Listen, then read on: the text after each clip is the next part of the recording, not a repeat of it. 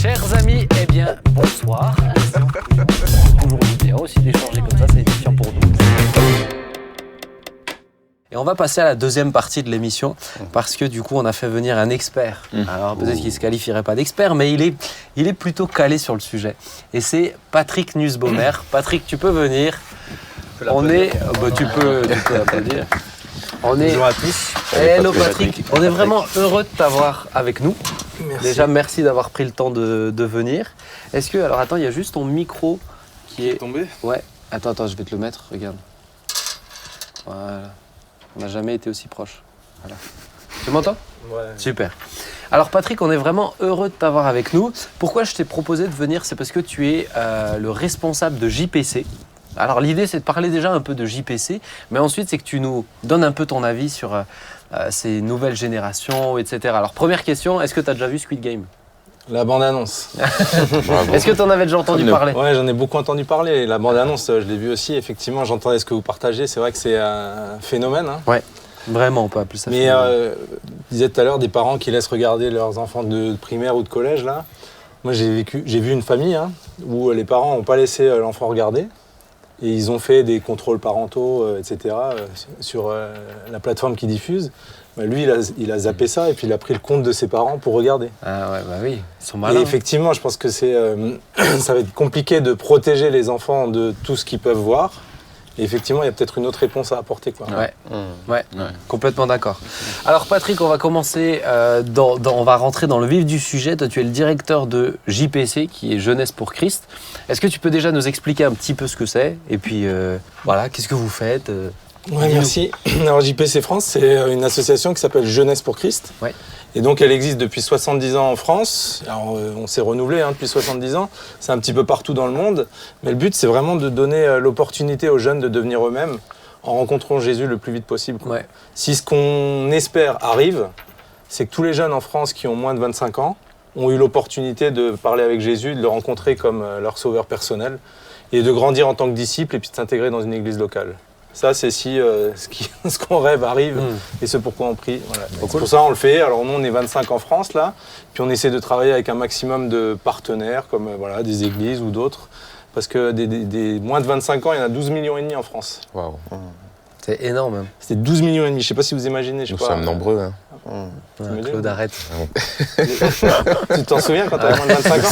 Nous sommes nombreux. Je ne sais pas s'il s'en rappelle encore. Nous sommes 12 millions. Non, mais il a fait des enfants. Il a participé à l'effort collectif. Nous sommes, il parlait de la famille. Quoi. Ne te laisse pas distraire. Non, pas de problème. Voilà. Et j'ai même vu récemment que c'est 40% de la population mondiale les moins de 25 ans. Ouais. C'est énorme. Hein. Il y a 4 sur 10 qui ont moins de 25 ans dans le monde entier. Ah, c'est énorme. Et du coup, ce qu'on fait, on essaie de rencontrer les jeunes là où ils sont. Hein. Alors, des jeunes qui sont, de tout simplement être nous-mêmes. Voilà, on a une espérance en nous, on a rencontré Jésus, on aimerait que ça déborde en les rencontrant. Alors, on va les rencontrer là où ils sont, sur des terrains de sport, chez eux, via les réseaux sociaux. Avec, là, récemment, on sort une saga audio. Donc, c'est une émission, c'est une histoire de 3 jeunes lycéens qui sont exclus de cours. Et qui, peut-être de leur cours de philo, je sais pas. Je sais pas si les profs de philo. Toi l'instigateur. On exclut peu, mais. C'est les profs d'allemand qui excluent. Les profs d'allemand, c'est vrai. Surtout ici en Alsace. Ah oui, moi j'ai été. Non, moi c'était tous les profs. Mais c'était tout le monde. Le jardinier, il a exclu. Tout le monde. Claude, on l'exclut. Claude arrive, on ferme. Ça suffit. Ouais, donc on a des séries YouTube et en fait on a vraiment rencontré des jeunes qui au final sont en recherche de quelque chose. Parce que donc de plein de manières différentes. Vous essayez de les atteindre par internet, dans les rues, mais vous n'êtes pas dans toutes les rues de France, je pense. Ah, on n'est pas dans toutes les rues de France. Alors on est sur, par exemple sur Mulhouse, là on a une activité qui s'appelle Street Pasteur.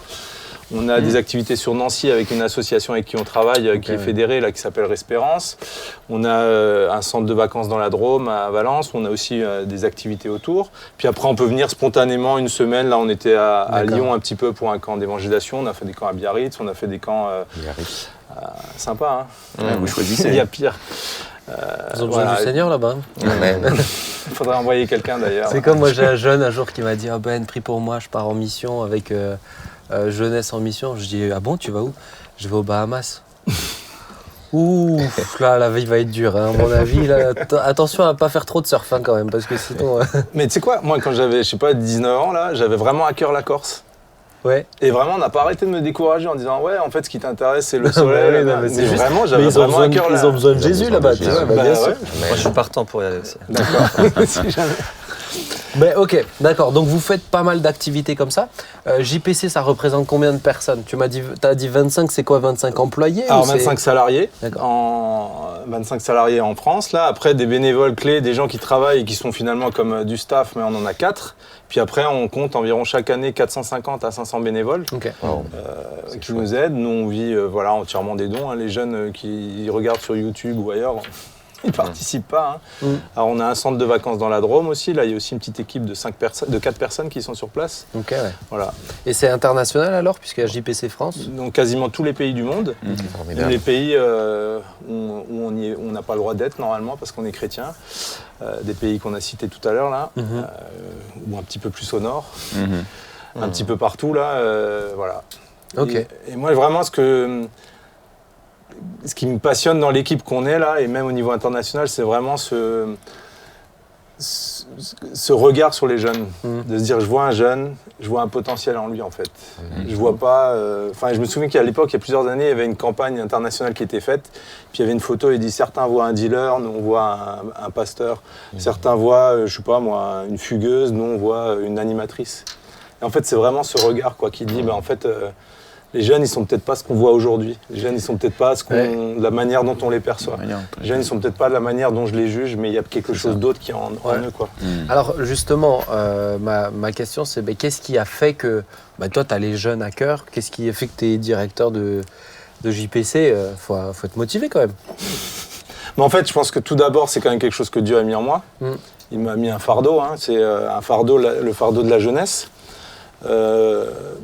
La jeunesse, c'est quand même le moment de la formation, le moment où on se teste, le moment où on dit on est exposé à plein de choses dont on a parlé tout à l'heure. Maintenant, des Squid Game ou d'autres choses. Et puis c'est à ce moment-là que des décisions sont prises, c'est à ce moment-là que des choses, qu'il y a des tensions intérieures. Et vraiment, moi, ma passion, c'est qu'à ce moment-là, les jeunes puissent avoir une discussion avec la lumière, une discussion avec Jésus, et pas juste avoir comme réponse, je sais pas, toutes les séries qu'on peut trouver sur Netflix ou autre, ce que les autres vont mettre sur des réseaux sociaux. Je vais pas prendre comme repère quelqu'un qui va se filmer en donnant le meilleur de lui-même, que je vais comparer au pire de moi-même. Je dis le pire. Je ne m'étais pas senti dans les yeux. Ouais, Non, t'as mais quand tu même vois, bien enfin, montré. Hein. C'est vrai? Non, on a excuse-moi. senti qu'il dit. Non, c'est pas vrai. Mais vraiment, ce moment, pour moi, c'est ce moment charnière, Ouais. quoi. Enfin, et même la Bible, je vois quand elle parle des jeunes, quoi. Elle en parle, elle les valorise, quoi. C'est la force des jeunes, la gloire des jeunes. Enfin, quand t'es jeune, encourage les autres, qu'ils soient encouragés par les jeunes. Moi, je trouve qu'il y a vraiment quelque chose là où... Enfin, c'est un moment charnière, quoi. Il y a un tu le disais avant, il y a un potentiel quand t'es jeune. Il y a une énergie. Une énergie, j'allais T'es dire. plus capable de l'avoir après. Et je pense que cette énergie-là, tu vois, quand Paul dit que personne méprise ta jeunesse, mais parce que c'est un cadeau, je pense, à ce moment-là, tu vois, qui te permet d'être boosté et de booster tout le monde. Là, j'ai été vraiment frappé il n'y a pas longtemps d'un événement qui s'appelle le The Event. Je ne sais pas si vous connaissez le The Ouais, j'ai Event. vu passer ça. Le The Event, c'est des streamers. Les streamers, c'est des gens qui se filment en direct sur une plateforme qui s'appelle Twitch, notamment, et qui jouent à des jeux vidéo et les gens les regardent. Ça vous paraît déconnecté, mais c'est ce qui fonctionne bien. Les gens sont très bien payés par ça. Et en fait, ils ont souvent été un peu regardés de haut par les médias classiques. Et depuis 2017, ils font des levées de fonds pour des associations caritatives. Et là, ils ont fait une levée de fonds pour Action contre la faim en 3 jours. En fait, ils se filment, ils sont dans la même pièce, mais c'est des jeunes, hein. Mais ils s'envoient une énergie, c'est incroyable. Franchement, c'est vraiment incroyable. Ils ont levé plus de 10 millions d'euros. C'est que des Français, hein. Ils ont levé plus de 10 millions d'euros. Ça, pour moi, c'est vrai, ça fait partie de la force aussi de ce que tu es capable de faire? Je me suis crampé de métier. Non, mais toi, tu serais fatigué. Et de Si tu- génération. Juste les regarder, tu Je serais me suis trompé de fatigué. génération. Non, mais Moi, si tu tu m'en parles juste, je suis déjà fatigué. Mais franchement, c'est incroyable en fait. Ils arrivent à. Non, mais ce que ça si tu montre- joues au une Scrabble, énergie. je sais pas si ça marche. Je suis pas sûr. Mais ce que ça montre, on en parlait tout à l'heure, c'est on juge beaucoup trop vite. Quoi. Ouais. Tu sais, même dans Luc, dans Matthieu 7, dans Luc aussi, à la fin du sermon sur la montagne, il dit ne juge pas. Et je crois qu'on se rend pas compte qu'en réalité, quand on juge les jeunes, on n'a pas le sentiment de juger. On a le sentiment qu'en fait, on a le droit de juger. Ouais. Mais en réalité, C'est juste. Hein. quand tu dis tout ça, tu te rends compte qu'il y a un vrai potentiel, mais qui s'inscrit dans un contexte qui nous échappe en partie. Clairement. Et qui nous conduit à juger beaucoup trop Et qui vite. nous alors qu'en déstabilise- réalité, et qui qui nous déstabilise complètement Et qu'on ne connaît pas. et qu'on ne connaît pas. Ah, là, pour le coup, je suis désolé, mais je vais pas dire nous parce que je regarde Twitch. Oui, mais Pardon? Je regarde Twitch. Voilà. Donc je me sens pas. Ouais, non, non, pas mais éternué, hein, il a pas justement, tu éternué. nous parles de choses qui nous échappent. Ouais, non, mais Mais je pense que c'est hyper important Mais de ouais. se rendre compte C'est juste. qu'au lieu d'interdire et qu'au lieu de juger, en fait, il faut que. Tu vois, je fais une petite bifurcation, mais je trouve ça intéressant. Dans ces jeunes qui ont réussi et qui sont professionnels aujourd'hui, c'est leur métier. Hein. Ceux où vraiment ça a marché, c'est ceux, entre autres, où les parents ont dit OK, tu t'es déterminé à ça, je te laisse 1 an. 1 an, je te casse pas les pieds. Mais si à la fin de l'année, ça marche pas, tu t'engages à reprendre tes études. Combien de parents seraient prêts Claude, tu serais prêt à faire ça avec tes enfants? Tu peux répéter la question? Non, mais tu Mais sais qu'aux c'est vrai que États-Unis, c'est dur. Hein. tu sais qu'aux États-Unis, les Amish, cette communauté d'origine suisse, offre à leurs enfants la possibilité pendant 1 année de découvrir un monde qui jusque-là leur était totalement étranger, et pendant 1 année de vivre, pour certains parfois dans la débauche la plus complète, et puis de leur laisser après 1 année Le choix. le choix. La plupart reviennent, apparemment, d'après. Donc Ouais, mais bon, ça c'est intéressant ce que tu dis. 1 année, les parents qui prennent ce risque aussi, c'est Mais pour un moi, c'est investissement qui est se dire énorme. attends, c'est pas mon monde, mais je veux te laisser t'encourager Ouais, à aller dedans et à essayer en fait, que t'aies pas de regrets derrière quoi. Ben, on en revient quelque part en tant qu'adulte ou parent à Je vais prendre des s'intéresser à l'enfant, mais aussi à s'intéresser à ce qu'il y a autour de lui et ce qui est aujourd'hui à sa portée. C'est ça. Si on s'y intéresse pas, on sera toujours en désaccord et toujours à interdire et toujours à juger. bloquer l'enfant, quoi. Et C'est puis, ça. J'ai une belle image. Oh. Toi, t'aimes bien les images, hein, Ah j'ai oui, remarqué. Oui, mais elles oui, sont c'est belles, une belle elles image. sont très belles. Ouais. Moi, Oh, je c'est suis gentil. l'émission tous les vendredis. Dieu a tant aimé le monde qu'il a donné son Fils.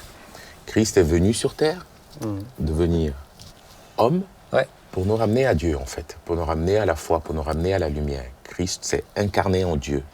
Il s'est fait homme. Et je me dis, mais c'est ça, en fait. C'est la capacité à nous, à rejoindre l'autre. à rejoindre Rejoindre l'autre dans l'autre. ce qu'il est, pas pour rester dans ce qu'il est, mais pour l'emmener à une autre condition d'un point A à un point B. Ou pour je le vais- voir je- autrement, Je vais voir regarder son Squid potentiel. Game. Voilà. Je peux juste donner un témoignage par rapport Belle image. à... Moi, je voudrais juste Ouais, poser ouais, des ouais. questions. Ouais, parce Vous que m'excusez, sinon- hein, mais je voudrais juste poser des Il y a questions plein de parce choses à dire. qu'on a de la chance à l'avoir, Ouais, pardon, de l'avoir. Et T'as coupé. ce qui est- mais non, mais parce C'est qu'on est. super intéressant. Ouais, et on est vraiment dans le sujet. Moi, ce qui m'intéresse, Pat, c'est qu'on puisse parler ensemble de cette génération-là. Je sais que tu es vraiment aussi au fait de tout ce qu'on dit en sociologie sur la génération Z actuellement. Alors peut-être juste, est-ce que tu peux refaire un petit point parce qu'en off, on a essayé de recaler X, tout Y, parce Z, que c'est génération de l'alphabet. Génération X, X, c'est à partir des années 80 jusqu'en 94. d'accord. Ensuite, génération Y. Y, non, pardon, X, c'est 60 à 79. Ah, Messieurs, X, voilà. Y, c'est de 80 à 94. d'accord. Et Z, c'est 95 à 2010. Alors après, les sociologues, il y a toujours un peu de overlap, voilà. Ouais, ouais. Mais en gros, on est là. Et maintenant, on parle de alpha, enfin voilà, comment ça va suivre. D'accord. On verra. Et donc, pourquoi ils distinguent chaque génération? Parce qu'ils disent que vraiment, entre ces générations-là, c'est des moyens de communication, des objectifs de vie qui sont complètement différents. Hein, c'est bien ça? C'est ça. Et du coup, après, c'était très marqué après-guerre. Donc après-guerre, il fallait reconstruire, etc. Du coup, les gens faisaient attention à tout, ils gardaient tout, ils construisaient plein de choses et il fallait qu'ils gardent tout. La génération qui est après, elle s'est dit, bah non, on va bosser, on va retrouver un truc. Elle s'est un peu construite en opposition à la génération d'avant. La génération Y qui est venue après, elle s'est reposée en opposition avec la X. Et maintenant, ce qu'on dit, c'est que la Z qui est là, en fait, c'est la seule génération qui est en opposition avec personne. Elle est juste contente avec tout le monde. Elle accepte tout le monde. Elle dit juste, faut réfléchir. C'est vrai que s'ils ont fait comme ça, c'est qu'il y avait du sens. Et en fait, ils sont pas déterminés sur une cause particulière, ils sont déterminés sur toutes les causes. Ouais. Et ils s'impliquent dans à peu près tout et juste ils disent s'il faut aider quelqu'un sur un sujet, on va l'aider. C'est pour ça que y a des phénomènes comme Greta Thunberg qui arrivent à emmener des gens à rater l'école et dire est-ce qu'on va tous se réunir ensemble avec différentes générations même. C'est une série? Non. Il y a un film, I Am Greta. Moi, je trouve que des fois, ces couettes, elles sont un petit peu trop serrées. Hein. Alors ça, un peu trop. S'il vous plaît, s'il vous plaît. Non, mais S'il vous on la plaît, sent. restons sérieux. On est On dans la le sent un jugement, peu là. tendue des fois. hein, Non, mais peu importe, mais c'est je suis juste, d'accord, il y a un mouvement qui s'est passé derrière elle, Ouais. ce qu'elle représente, qui a emmené plein de monde parce que il y a un idéal, on veut vivre quelque chose de beau en fait. Hein. Mais regarde, même le The Event, c'est des jeunes qui ont donné. Hein. C'est plein de jeunes qui ont levé 10 millions. C'est pas que des jeunes qui ont levé, c'est des jeunes qui ont donné aussi. Ouais, bien sûr. Et on peut discuter comme on veut de ces différents sujets, mais l'intention quelque part elle est bonne. Ouais. C'est, la génération Z, elle a un truc en tête, c'est on va sauver le monde qui a été détruit par nos prédécesseurs. Quoi. Ouais. D'accord. Et Ah. le plus simple, c'est l'écologie, c'est sûr. Est-ce que tu trouves pas, moi des fois j'ai quand même un peu le sentiment que quand même il y a ce côté un peu donneur de leçons. Ils ont compris, parce qu'ils ont réfléchi, et que ils vont pas, les jeunes, c'est pas bêtement qui vont accepter quelque chose. C'est tous ces jeunes-là, je sais pas si tu le constates ou pas, mais quelque part, ils ont besoin de comprendre.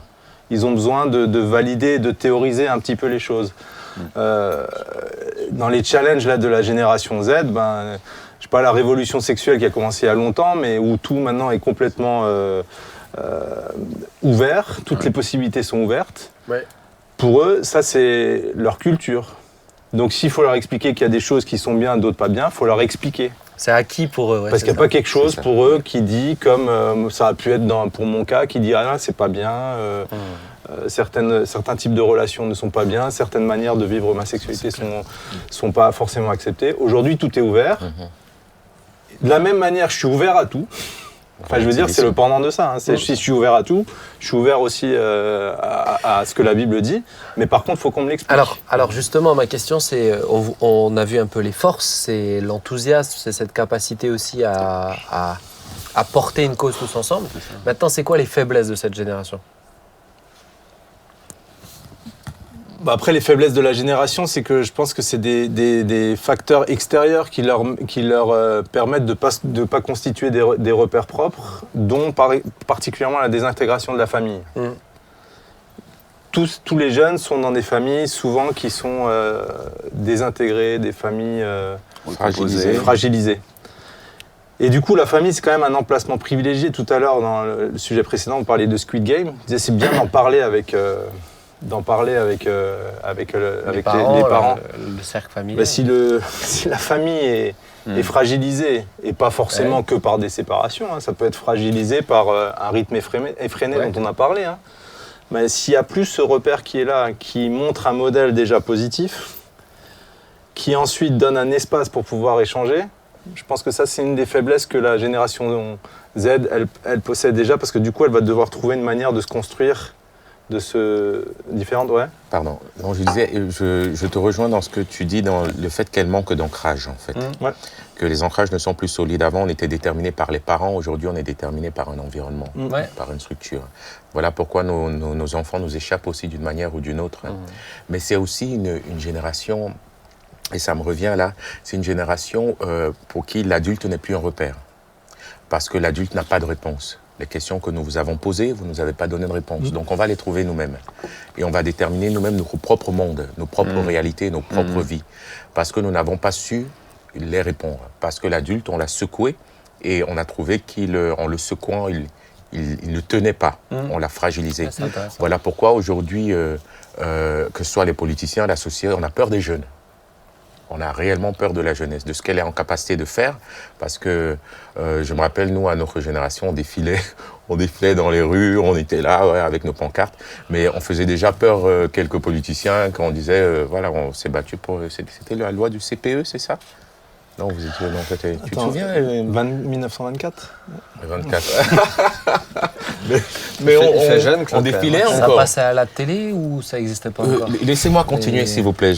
Mais aujourd'hui, on a comme peur de cette génération qu'on ne peut pas tenir et qu'on ne peut plus contrôler. Et qui dit, vous les adultes, on n'a plus besoin de vous, en fait. En fait, ils font pas autonome, confiance. On fait ce qu'on veut. Mais oui, Ils font mais pas parce confiance. qu'on n'a pas posé aussi les bases de cette confiance, finalement. Et puis, parce qu'il y a regarde eu le monde. aussi beaucoup de mensonges. Enfin, je veux dire, quand les jeunes posaient des fois des questions, ils n'avaient pas de réponse ou ils avaient des réponses fausses. Hein, je veux dire, où l'adulte a essayé de souvent cacher les choses ou pas dire les choses ou même des fois même mentir. Je dirais, mais aussi, et je bifurque un petit peu, je suis tout à fait d'accord avec tout ce que vous dites, mais dans cette génération, en tout cas moi qui suis aussi au contact beaucoup avec eux, il y a des grandes fragilités, notamment identitaires, à ce niveau-là, mais il y a aussi le contexte dans lequel ils sont baignés.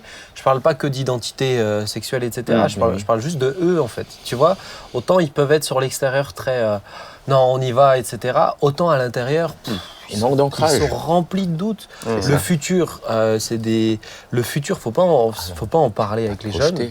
Ils se projettent pas. Et puis il y a des choses qui font peur. Hein. Moi, je me rappelle un truc qui m'avait marqué quand j'étais au collège, donc ma génération. Moi, je suis juste entre, si j'ai bien compris. Moi, je suis 93.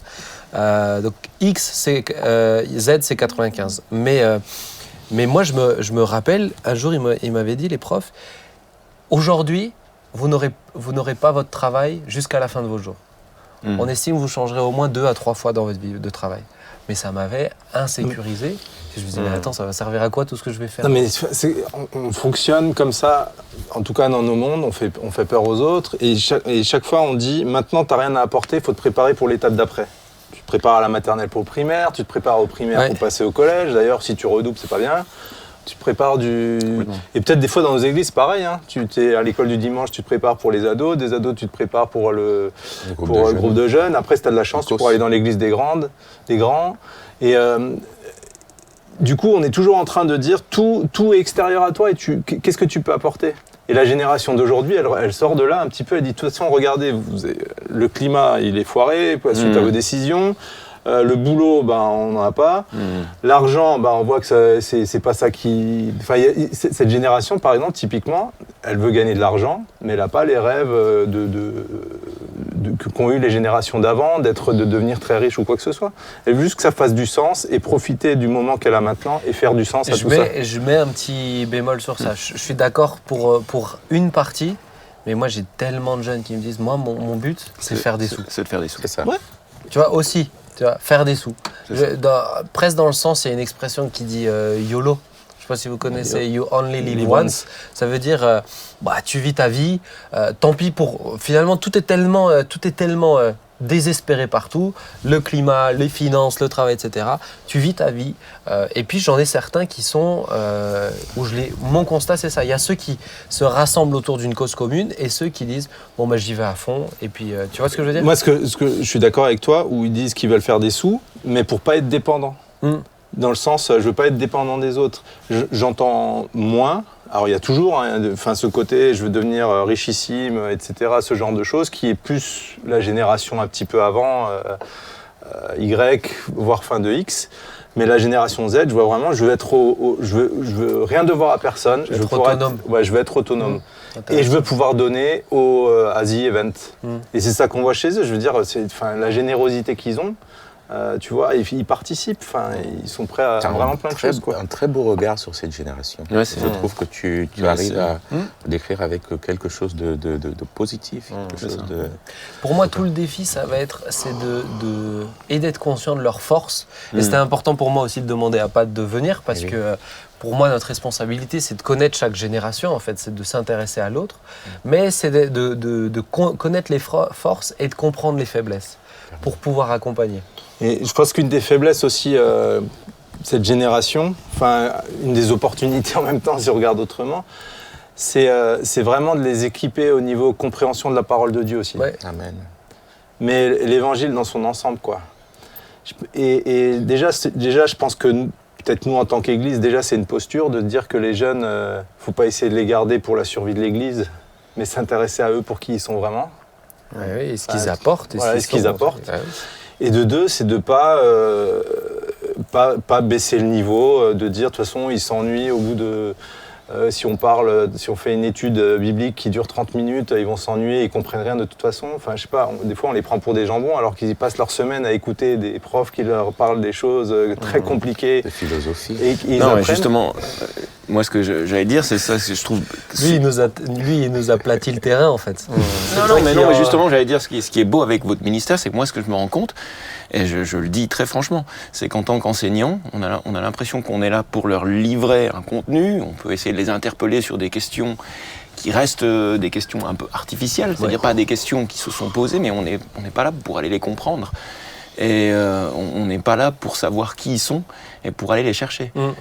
Et c'est là où, si l'école, moi je parle du lycée, si l'instruction finalement est en échec, c'est peut-être aussi lié à ça. C'est le fait qu'on n'est pas là pour aller les chercher, on n'est pas là pour aller les comprendre. J'ai l'impression qu'on est là, on arrive, on a des programmes, on a une épreuve à préparer, on est là pour leur livrer en fait une information, un contenu.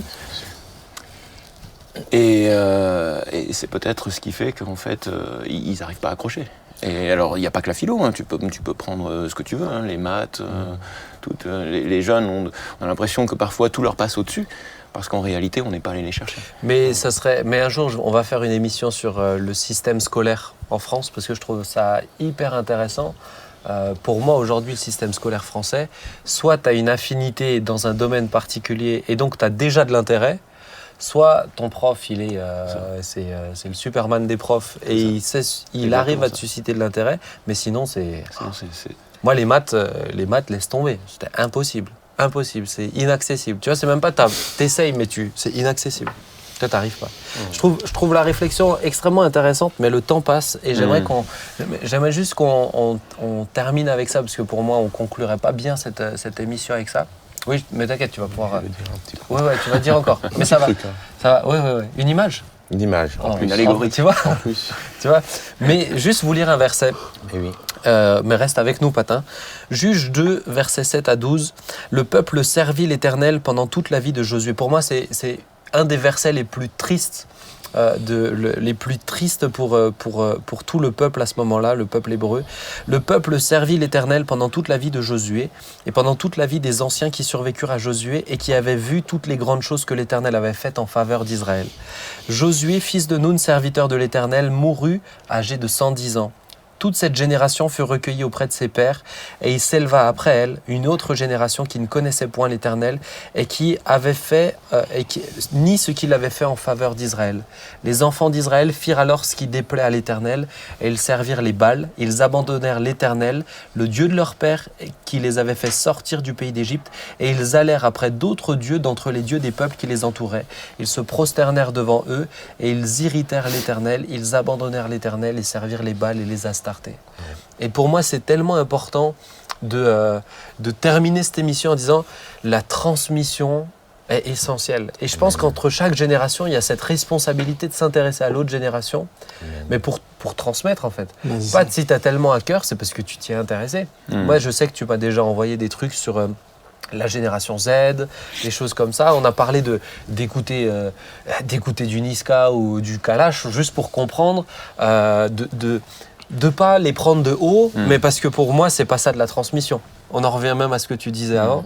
Donc, je sais pas comment vous voyez la notion de transmission, mais en tout cas, l'enjeu de transmettre, et on le voit bien aujourd'hui, ils ont tellement ce besoin d'être autonomes, mais la Bible nous montre en fait que l'Église, c'est pas être autonome, c'est faire partie d'un corps, et c'est d'être capable de recevoir des anciens. Donc l'enjeu est très très grand. Ouais. On est d'accord. Claude, vas-y, tu... Oui, non, moi Une image. Il m'est venu, non, là, c'est pas une image, c'est vraiment aussi un verset. Un dessin. Ecclésiaste. Jeune homme, réjouis-toi pendant les jours de ta jeunesse. Ouais. Livre ton cœur à la joie selon les regards de tes yeux, les penchants de ton cœur. Mais sache que pour tout cela, Dieu t'appelle en jugement. Et c'est le verset réellement qui me revient là de dire, nous aussi, nous avons connu à notre génération. Chaque génération a eu ses interdits. Chaque génération a eu ses phénomènes. Tu parlais de Yamakasi tout à l'heure. Et chaque génération s'est construite en contestation, en opposition à l'autre, d'une manière ou d'une autre. Peut-être à part la dernière. Mais de dire que cette génération-là a aussi besoin de Jésus, a autant besoin de Jésus, a besoin, le Seigneur va venir là, dans leur réalité, et donner quelque chose dont ils ont besoin pour aujourd'hui. Et c'est le Seigneur qui le fera. Donc j'aimerais que... ne pas inquiéter les parents. Ouais. Parce que je vois certains parents, je vous sens inquiets là depuis le début de l'émission. Rassurez-vous, Jésus les aime. Ah, voilà. Amen. Et ils ont besoin du Seigneur. Et puis il y a une soif du spirituel chez les plus jeunes. Une soif comme moi je vois une différence depuis quelques temps en plus, et on va en parler dans une prochaine émission. Mais il y a une soif du spirituel, alors pas forcément du bon spirituel tout le temps, mais je peux le témoigner dans les soirées de jeunes. C'est rare un samedi où il n'y a pas une nouvelle personne qui est là. Wow. C'est rare, vraiment. J'ai vu dernièrement, je pense à un jeune, je crois que ça faisait longtemps que je n'avais pas vu un jeune aussi intelligent à 17 ans, qui me citait du Nietzsche, qui me citait, mais qui avait vraiment creusé, qui avait lu la Bible pour s'intéresser. Juste avant de venir dans la soirée de jeunes, il était allé chez les francs-maçons, parce que vraiment, il se renseigne en fait. Et il m'a posé 1001 questions, disant je veux comprendre, je veux savoir en fait. Et chez les jeunes, ça je suis complètement d'accord. Il y a cette compréhension de, attends, la vie ici, du matériel, un compte bancaire rempli, c'est vain. Ça, c'est de la vanité. Il y a quelque chose de plus et il faut qu'on le trouve. Mais moi, je pense que la génération qui est là, on peut s'appuyer sur elle pour la transmission. Ouais. Wow. Il faut juste qu'on accepte qu'elle n'aura pas tout juste. Ouais. Enfin, c'est ce qui est arrivé avec Apollos dans Actes, et puis on n'a pas dit c'est pas grave, on a dit tiens, on va t'expliquer, on va progresser ensemble. Et je veux dire, les 12,5 millions, c'est pas 25 plus quelques églises partenaires et d'autres assos qu'on va les toucher. Enfin, si les jeunes, ils ont envie de changer le monde, il y a une force de frappe qui est là, qui est énorme. Mais il faut juste qu'on accepte. Ils ont une soif de témoigner qui est incroyable. Et puis surtout, ils ont les codes.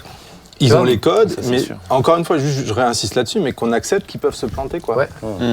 Et pas dire, on attend que tu aies tout compris de la bonne saine doctrine avant d'oser parler à quelqu'un d'autre. Mais bien sûr. Non seulement pas le dire et pas le faire sentir non plus. Bah ouais. Parce qu'on peut être un petit peu subtil. Mais effectivement, moi je crois que dans la transmission, il y a une partie théorique, c'est sûr, mais il y a aussi une transmission par l'expérience. Et on parlait des Squid Game, moi je pense qu'une des choses qui fonctionne dans ce type de série, de programme, c'est qu'il y a un côté sensationnel. Il y a un côté... je vis quelque chose de fort avec mon adrénaline, et du coup ça me pousse. Après, pour moi, c'est juste un prétexte pour faire descendre le niveau d'exigence morale des jeunes. Voilà, ça c'est le mauvais côté. Mais le bon côté, c'est que ces jeunes, ils ont vraiment envie de vivre quelque chose. Est-ce qu'on leur donne l'opportunité ou pas C'est ça. Mais je pense dans la transmission aussi, en travaillant auprès plus des enfants. Là où on transmet énormément, c'est au travers de qui on est nous-mêmes. Alors il y a ce qu'on dit, ça c'est sûr, mais il y a qui on est nous aussi. Comment est-ce que nous on brille? Comment est-ce qu'on quelle oreille nous avons nous auprès de tous ces jeunes? Est-ce qu'on sait les écouter? Est-ce qu'on sait les conseiller? Est-ce qu'on sait les accepter tels qu'ils sont? Je pense que la transmission, c'est transmettre la parole de Dieu, transmettre ne serait-ce qu'un désir d'un métier ou autre, mais on peut aller dans une formation, avoir le plus beau métier au monde, mais si en face de nous on a une personne qui est imbuvable et qui est râleuse, on n'a même pas envie d'écouter. Elle te dégoûte du métier. Alors que le métier en lui-même, il est merveilleux, mais la personne t'a dégoûté, quoi. Je pense que nous-mêmes, on a besoin de briller, on a besoin d'être vrai, on a besoin d'être amour, auprès de tous ces jeunes, pour dire, ok, j'ai quelque chose à te dire, tu as quelque chose à me dire, j'ai quelque chose d'apprendre de toi, mais avant tout, je veux être un exemple pour toi. Et je trouve que ça, c'est... Dieu nous aide vraiment à les aimer. Et puis, moi, je dois dire honnêtement, en tant que pasteur où je suis très souvent avec les jeunes, je me sens privilégié, parce qu'ils sont tellement... Ils sont cool, en plus, ils se prennent pas la tête. Ça, je vais vous dire un petit truc, parce que souvent, on en a parlé ici sur les habits, etc. Les jeunes, il y a, je crois, jamais de clash sur les habits, chacun vient comme il veut. Moi, j'ai un gars qui vient des fois en kilt de temps en temps, parce qu'il n'est pas habillé en nana, il vient en kilt. Il joue de la cornemuse et tout, il vient en kilt et tout. Mais je dirais vraiment, il met quand même... Alors, je ne suis pas allé à vérifier. Je me suis posé la question, je lui ai demandé. Moi, je pense à ça. Je lui ai demandé, mais la prochaine fois qu'il s'assied, je regarderai plus attentivement. Mais ce que je veux dire, c'est que mince, ils ont ce côté aussi qui peut être... autant des fois, ils peuvent être vraiment durs et hyper violents. On a vu avec... on en lamine un. Mais autant il y a ce côté, on accueille tout le monde et puis c'est là où je suis complètement d'accord avec toi. Ils peuvent faire peut-être plus qu'aucune autre génération. Je vais rejoindre le point que j'ai dit plus tôt. Je pensais que tu allais rejoindre le point de quelqu'un d'autre. Non, toi tu rejoins tes points. Non, mais c'est rempli d'humilité chez toi, c'est beau. Hein. Vas-y, rejoins ton point. On sait qui tu écoutes. Que nous puissions T'as rejoindre. un exemple pour nous. Au travers de toi, J'y on est arriverai enseigné. pas, s'il vous plaît. Non, mais ce que je veux dire, c'est que pour la transmission, et il y a 2 questions. La première question, c'est qu'est-ce que j'ai à transmettre? Et la deuxième question, à qui je vais le transmettre? Mais Et pour dire, ils vont venir nous secouer, mais comme mes enfants viennent me secouer tous les jours. Mais est-ce que j'ai une réponse? Ils vont venir me poser des questions, en fait. Ils vont venir réveiller des émotions. Ils vont venir avec des soifs, des désirs. Est-ce qu'aujourd'hui, les adultes, nous avons encore quelque chose à transmettre? Est-ce que c'est une désillusion? Est-ce que notre Jésus est vivant et que notre espérance est vivante? Est-ce que le Jésus que nous parlons, nous le vivons, nous pouvons le manifester, nous pouvons le démontrer? Et c'est la seule raison pour laquelle ils nous suivront et que nous pourrons dire que nous avons quelque chose à transmettre. Sinon, ils se tourneront vers autre chose. Ah oui. Voilà, et ça, on va en parler en plus dans une prochaine émission. Ça va être extrêmement intéressant. Mais merci Claude. Non, mais c'est juste. Mais malheureusement, le temps passe. Et puis, il me semble important aussi d'arriver à la fin. Mais merci à chacun d'entre vous. J'ai trouvé ça hyper enrichissant. Merci beaucoup, Pat. Merci pour l'invitation. Pour ton cœur aussi et tout le travail que vous faites. Vraiment, je sais que vous portez du fruit. Et puis, nous, en tant qu'Église, et puis moi, avec les jeunes, c'est une joie de pouvoir. Et c'est agréable de pouvoir s'appuyer sur des organismes comme JPC, mais qui font d'une autre manière, mais on sait qu'on peut compter sur eux aussi. Et j'ai jamais eu de doute qu'on puisse compter sur vous. Ça, c'est vraiment très, très agréable. Non, mais c'est vrai. Hein. Merci c'est pas le cas partout. Donc merci beaucoup. Puis que Dieu nous aide aussi vraiment à aimer ces jeunes hommes. Yes. Amen. On va prier. Ça marche? Pat, tu veux bien prier? Yes, avec plaisir. Oh, Seigneur, merci pour ce temps qu'on a pu passer ensemble. Merci pour cette émission. Seigneur Jésus, je te prie en particulier pour tous les jeunes dont on a parlé, qui sont en France, qui sont ailleurs. Je te prie que tu puisses te présenter à chacun d'eux, Père éternel, qu'ils puissent être en contact avec toi d'une manière ou d'une autre et qu'ils puissent t'accepter comme leur Sauveur et Seigneur. Oui. Père, je te prie que tu puisses permettre de mettre en lumière les pièges que le diable leur tend et qu'ils puissent se rendre compte qu'il y a mieux pour eux et que c'est ce que tu leur proposes. Père, je te prie pour tous les enfants dont on a parlé, nos propres enfants, et puis de se dire qu'est-ce qu'ils font, qu'est-ce qu'ils regardent, comment réagir. Je te prie que tu nous donnes une sagesse particulière qui vient de toi, qu'on puisse trouver les mots, l'espace, le bon moment pour en parler. Donne-nous de créer des espaces aussi pour pouvoir connecter avec les jeunes. Et puis je te prie vraiment, Père éternel, que ta gloire se manifeste auprès des jeunes, Seigneur. Ils sont une force de frappe potentielle pour faire avancer ton royaume. Alors je prie que ça arrive dans le nom de ton Fils Jésus et avec l'aide de ton Saint-Esprit. Amen. Amen. Amen. Amen. Amen. Merci beaucoup.